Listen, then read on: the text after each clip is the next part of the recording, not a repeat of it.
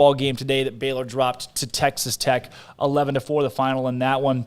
And here he is, live on the air and jumping right into it. I'm telling you, Pat, you're having a busy day today.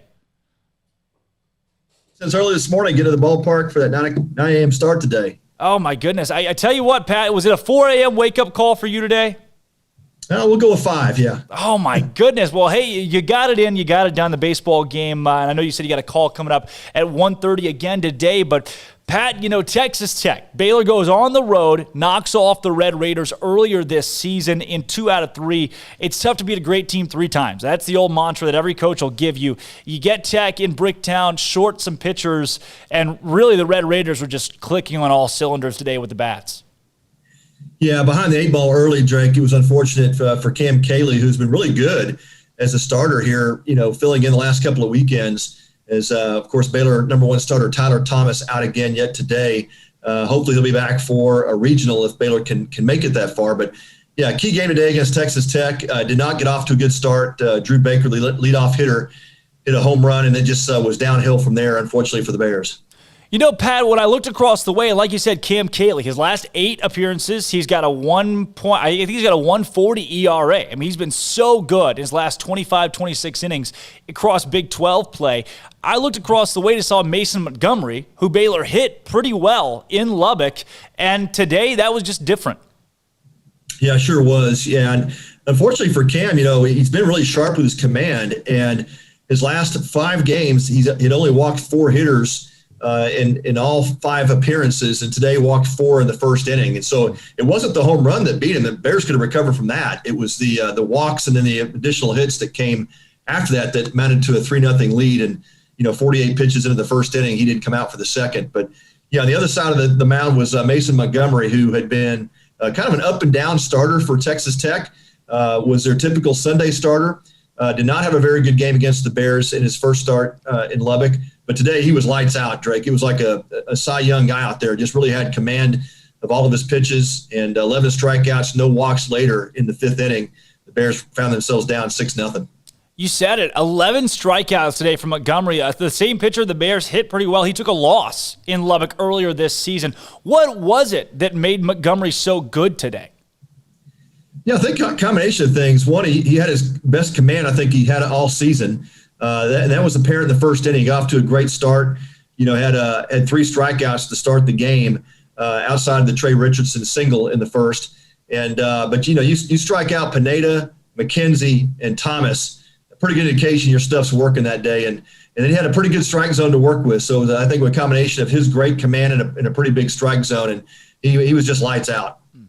Pat, there aren't a ton of positive takeaways from today, but one that really stuck out to me is how many guys that Tech left on base. Even Cam Cayley there early on got in a couple tough situations. While he walked in a run, there was limited damage where Tech could have blown this thing open to 12, 13 runs pretty early on, but Baylor was able to stop the bleeding there in a few innings where things could have gotten really hairy.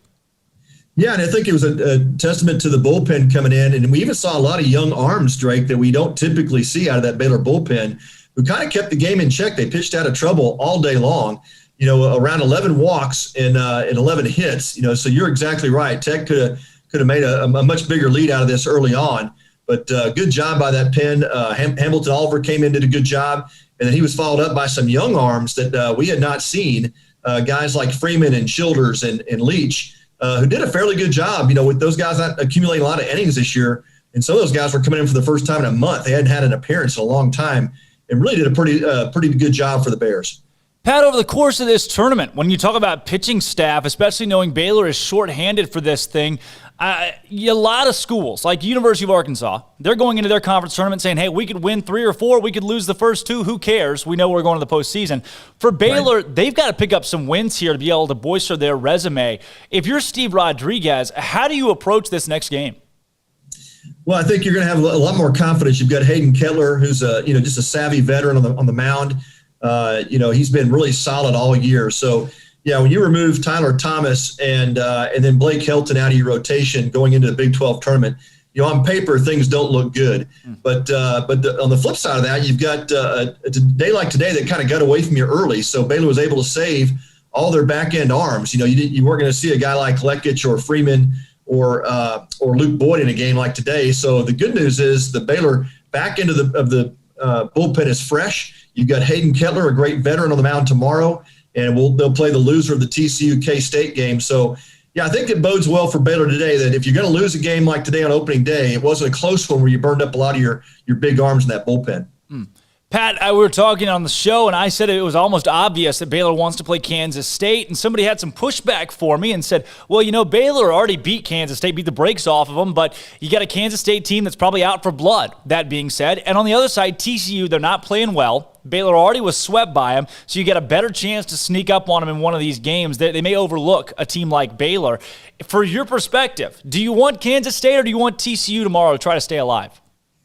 Man, that's a tough call. To me, it doesn't matter who the opponent is. And I think that's kind of the coach's cliche, right? We take whoever, comes our way.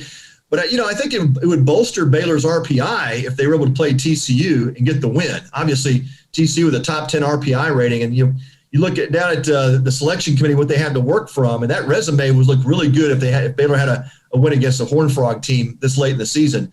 On the other hand, if you play K-State, it's a game you got to win.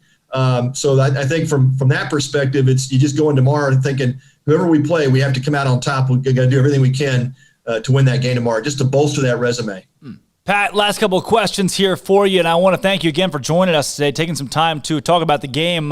When it comes to the committee, if you're on the committee or you're vouching for Baylor, what is your case as things sit right now for putting this team in? Yeah, I think the case is pretty strong for Baylor, even though you've seen some of the projections that they may be the last Power 5 team in. But they've been kind of moved around some different areas in terms of potential regionals.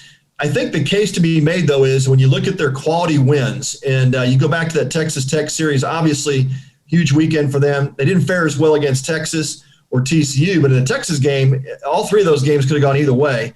And then I think you look at the body of work. When you look at the RPI, that takes into account the quality wins, the poor losses, maybe some couple of games that got away from Baylor early in the season. I think you also look at the fact that they put together a really strong winning streak and were very good winning a number of the Big 12 series. So when you look at a Power 5 resume, I think it's strong. I also think that hopefully the committee will take into effect the fact that Baylor's been without some key players here last couple of weekends. You lose your number one starter going into the last 2 weekends of conference and you don't have him available for the tournament.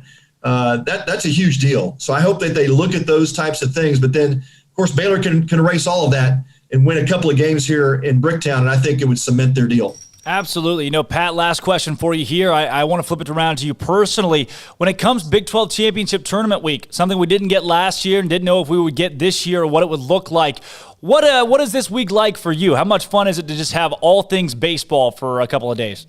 Yeah, I love it, man. I live for this stuff and love college baseball. Of course, being around this Baylor team all year, they just put together an exciting product on the field. And it's that blend of these veterans that we really have enjoyed watching the last 5 seasons. It can be tough to see a guy like Andy Thomas finish his career, but guys like Andy and Davion Downey and Luke Boyd, guys that have sweat and blood and tears in this program, and a really good blend of young players that really, I think, for the future of Baylor baseball, it's looking really bright. They get a couple of these big arms to come along, and man, watch out for this team next couple of seasons because they have got a really powerful lineup. Well, Pat, I want to thank you again for joining us today, and I got to listen to the call, and I tell you what, win or lose, you guys always sound great, so I think there's a positive takeaway, but thanks for coming on the show today and giving us perspective from Bricktown. Always a pleasure, Drake. Anytime. Take care. Thanks again, Pat. Again, Pat Combs, the color analyst for Baylor Baseball. When we come back from this break, we are joined by the voice of Texas Tech Baseball, Jeff Haxton, to talk about Bricktown today, the atmosphere, and what went down between Baylor and Texas Tech. Drake Toll, Armstrong, Sims, Marquise Cooley. When we come back, Jeff Haxton of Texas Tech joins the show. Don't go anywhere. This is Up Tempo. And there are